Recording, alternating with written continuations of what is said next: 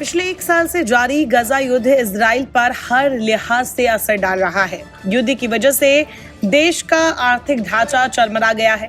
Tourism और port business पूरी तरह ठप है। दूसरी तरफ लेबनान गाजा में इजराइल की अमानवीय कार्रवाई के बाद उसे इंटरनेशनल विरोध का भी सामना करना पड़ रहा है।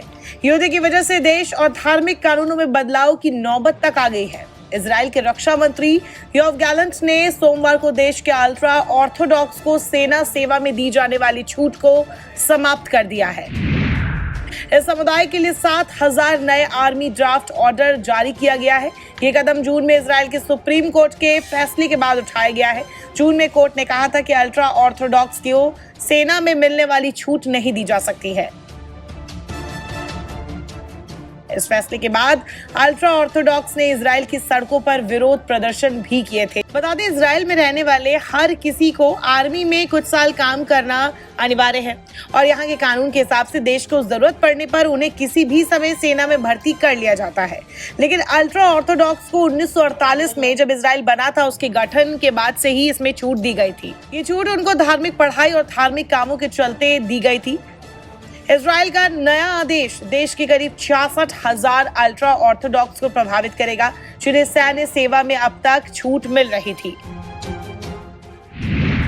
इजराइल में अल्ट्रा ऑर्थोडॉक्स यहूदियों को हिब्रू में हरेदिम कहा जाता है। ये इजराइल का सबसे ज्यादा धार्मिक समुदाय है। इस समुदाय के लोग धार्मिक शिक्षा में लीन रहते हैं और सख्त जीवन शैली का पालन करते हैं। यहाँ यूं कहें कि ऐशो आराम की सुविधाओं से दूर रहते हैं। इजराइल में इनकी अपनी राजनीतिक पार्टी भी है जिसे शास कहा जाता है।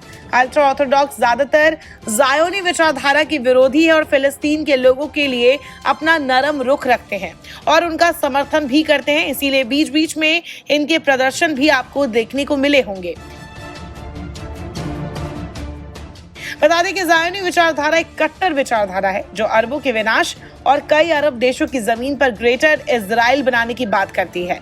लेकिन अल्ट्रा ऑर्थोडॉक्स इनसे अलग है।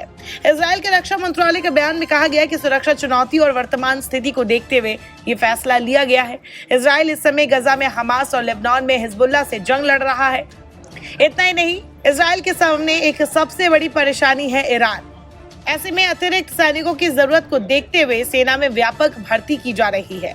रक्षा मंत्री गैलेंट ने छूट समाप्त करने की घोषणा कर दी है और कह दिया है कि युद्ध और इसके साथ आने वाली चुनौतियां की वजह से सैनिकों की संख्या बढ़ाने की जरूरत है। मतलब साफ है कि इजराइल भी इस वक्त तमाम मुसीबतों का सामना कर रहा है। इस जंग में जितना नुकसान ईरान, फिलिस्तीन और लेबनान को हुआ है, काफी हद तक उतना ही नुकसान इजराइल को भी हुआ है।